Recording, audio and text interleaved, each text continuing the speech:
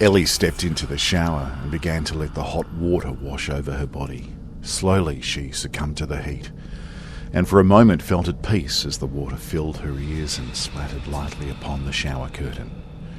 It was time to leave for work, and Ellie already felt tired.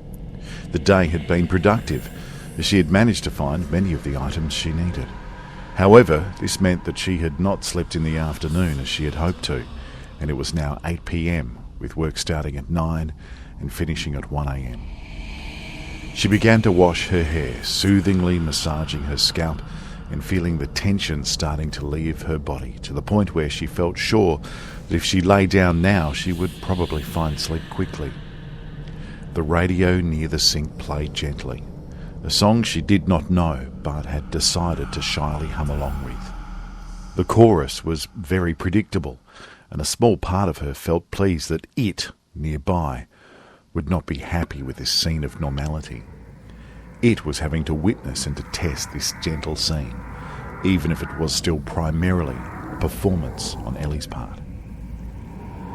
A dark shadow was now cast onto the shower screen as it moved even closer to her. She knew it was there, it always was, but she was not going to engage with it in any way. Her inner monologue at that moment was quite different to that which she portrayed externally. She hummed and washed her hair slowly and calmly, whilst it stood mere inches away from her, with nothing more than a cheap $2 shower screen separating her from this monster. Perhaps her contentment would drive it crazy with frustration at not being noticed, and even worse, not being feared. Every so often she had to take a moment to adjust it. It was indeed massive.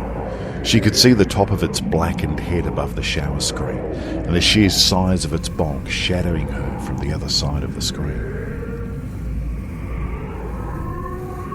Its voice, that sick, deep voice, spoke above the gentle music, above the sound of the water hitting the drain. Are you clean for me? Ellie was aware of just how low it was prepared to get noticed, to provoke a reaction. It knew when to target her, when naked and vulnerable. Perfect timing. Creep. An extraordinarily long hand silhouetted against the shower screen began moving in a caressing motion. Tonight it was being particularly perverted. It was really pulling out all the stops, being its utmost intrusive, upsetting and menacing self.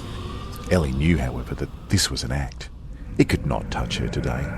It could not yet harm her. She ruminated on that thought for a moment, briefly meditating on it before she turned off the water. With one quick motion, she pulled back the shower screen, and that was the only barrier between them, and found herself staring directly at its chest. "I will not look at you." She stepped out, naked and steaming, but completely defiant, and moved through it. It always struck her as strange the way it moved. It could be right in front of her, but when she moved towards it, in an instant, it would be on the other side of the room.